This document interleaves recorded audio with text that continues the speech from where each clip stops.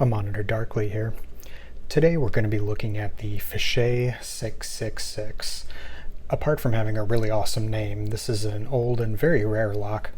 While researching the background on the 666, I came across a French locksmith forum where one user mentioned that this lock was first brought to market in 1966, which is pretty amazing given how secure this is compared to even most locks today. Since you don't see these very often, I can only assume that they've been discontinued for some time. I'd like to thank Nitflor for selling this to me. Prior to that, I'd only seen this being sold one other time. Now, unfortunately, I don't believe there's a way to gut this non-destructively, and since this is such a rare and collectible lock, I really don't want to go cutting and drilling into this. However, I was able to find some pictures of the internals, so we'll take a look at those while I explain how this lock works as best I can, and after that we'll get this bad boy picked.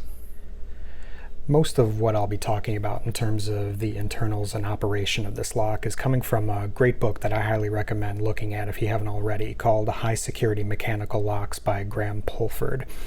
It's an incredibly detailed reference book to locking mechanisms and even specific locks. Mr. Pulford was good enough to include some photos of the 666 in this book, so that's what we'll be using to discuss this in just a little bit. Now, the Fichet 666 is a wafer sidebar lock with 4 wafers on the top and 3 on the bottom. Now, these aren't wafers in the traditional sense where they protrude out from the plug into the housing in order to prevent the lock from turning. Rather, these act more like sliders in that they have both true and false gates that need to align correctly in order to allow the sidebar to retract into the plug. So let's start out by taking a look at the key.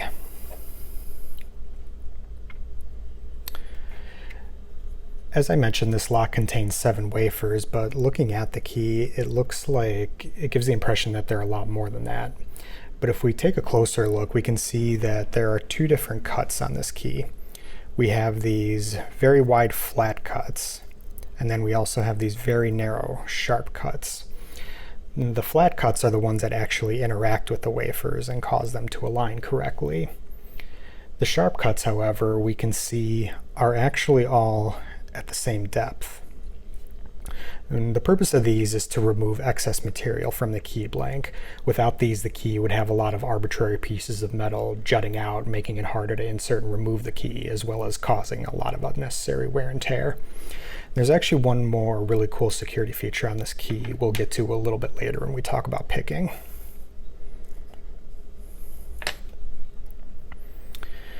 Now, before I received this lock, I expected this to be pretty much the same as other wafer sidebar locks that I've picked in the past, like the Miwa PR and the Miwa U9. While it is functionally similar to locks such as those, the manner in which it operates is pretty unusual. Here we can take a look at some of the pictures of the 666 from Graham Pulford's book.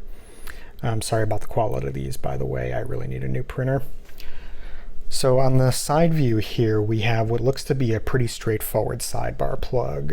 We can see the sidebar on top and the slots where the wafers move from side to side here. And taking a look at the top view is where things get a little interesting. We can see here that the sidebar is held in place by these 2 U-shaped pieces of metal on each side here. And then those 2 pieces of metal rest on these 2 horizontally aligned metal strips.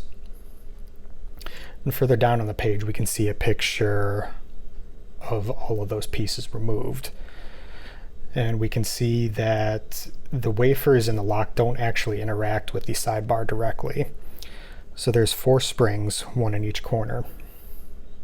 And those push on the 2 vertical U-shaped pieces here, and those in turn push the sidebar out of the plug into the housing. Looking at these 2 channels here, I thought, okay, this is going to be like the AVA 3KS, where it's a dual sidebar where the wafers have 2 true gates, 1 for each half of the sidebar, but that's not the case. According to Mr. Pulford, the wafers only contain true gates that align with this upper channel here, and when that happens, the strip will sink down along with the sidebar, allowing the lock to turn, all while this bottom strip stays perfectly in place.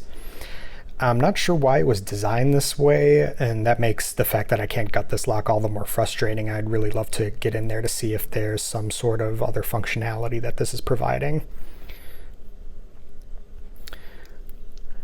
In terms of picking, the issue I ran into immediately was tensioning. Now, at first glance, it looks like it would be pretty easy to stick a top of the keyway wrench or a Z-bar into either side here and get to picking. But once again, this lock is not what it seems. If we look closely, we can see that the slot for the keyway actually extends out into the body. Now you're probably thinking, how can that be? The body has to stay in place for the lock to turn, and that's correct. And this is that clever anti-picking feature that I mentioned earlier relating to the key. If we look, we see the key has these wide cutouts up near the head. And these notches, what they do is prevent the lock from tensioning out towards the front of the plug. And instead it transfers the torque to these little pieces here, just below those notches. And that allows it to tension a little deeper into the plug past these cutouts here. So if we look, we can see that when you turn the key, it's not even touching the body on the front of the lock face here. It's much deeper into the plug where it's turning.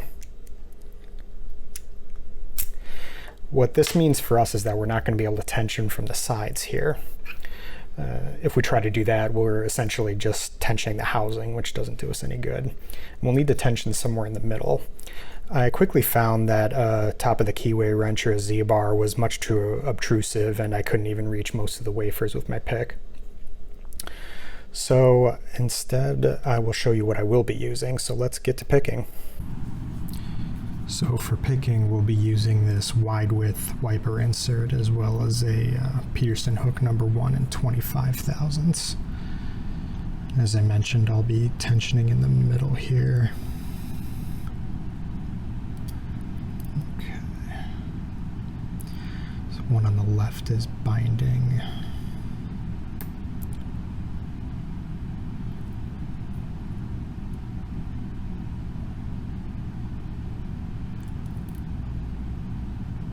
I have to be careful because this wafer set's really deep and I don't want to push my tension wrench out.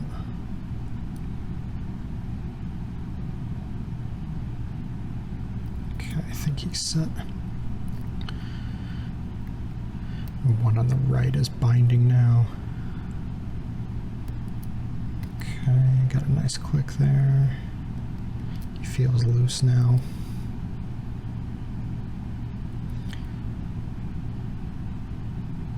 Two on the left is binding.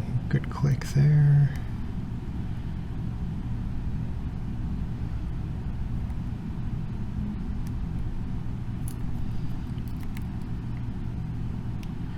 Two on the right is binding. Click there. He's set really deep in there. Feels good now though.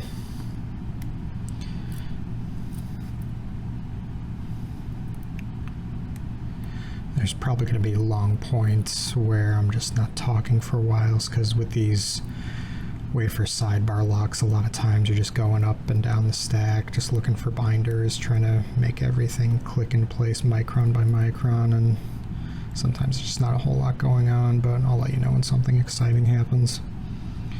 3 on the left is binding. Good click there.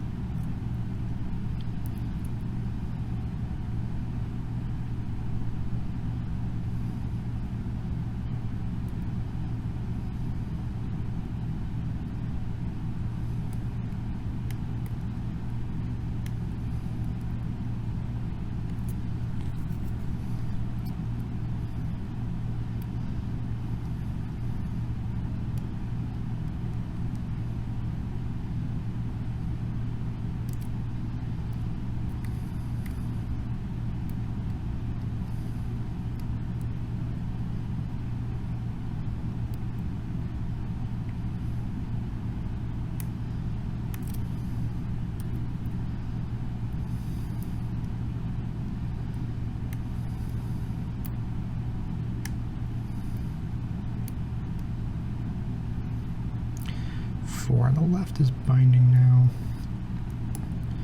Got a good click on him.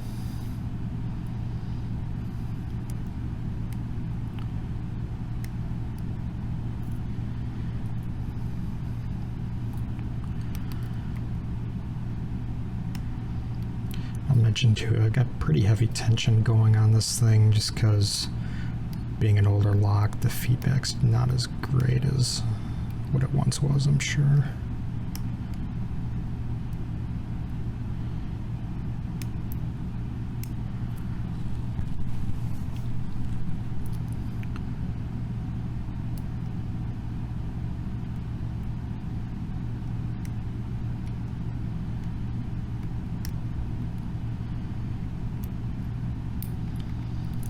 I will say too, Fichet did a really good job on the true gates on this lock.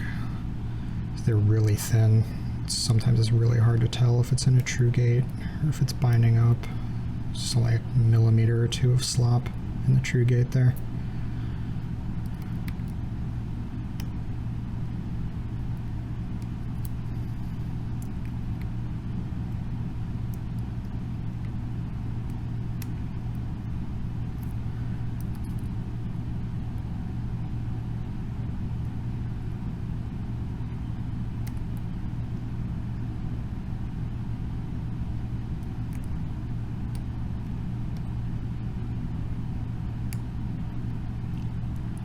I think I got a little movement on 4 on the left there, not 100% on that.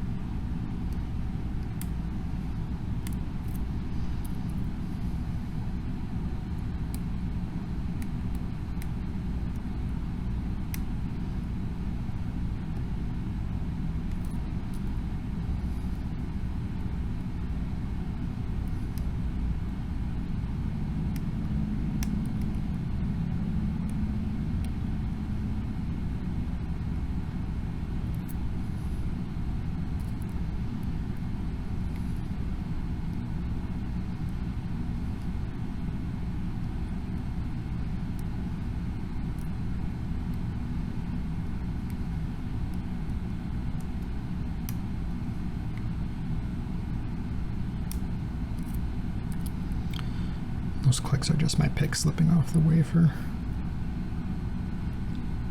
Sometimes that's a good way to tell if it's jiggly or not, is to press down on the wafer a little bit and then slide your pick off and see if you hear the wafer snap back. And that'll tell you if it's binding or in a gate.